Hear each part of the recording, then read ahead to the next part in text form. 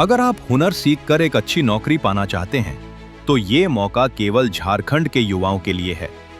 झारखंड सरकार के कल्याण विभाग की विशेष पहल प्रेजा फाउंडेशन द्वारा संचालित कल्याण गुरुकुल, जहां भविष्य को मिलता है सही रास्ता। सिर्फ 2 से 3 महीने का प्रशिक्षण मैन्युफैक्चरिंग ट्रेड में, जिसके अंतर्गत वेल्डिंग, लेथ और CNC मशीन ऑपरेटर की ट्रेनिंग दी जाती है। ट्रेनिंग के बाद मिलता है पक्का प्लेसमेंट देश की नामी कंपनियों में सम्मानजनक सैलरी के साथ, यानी एक सुरक्षित और उज्जवल भविष्य। तो आज ही जुड़िए कल्याण गुरुकुल से और अपने हुनर को दीजिए पहचान।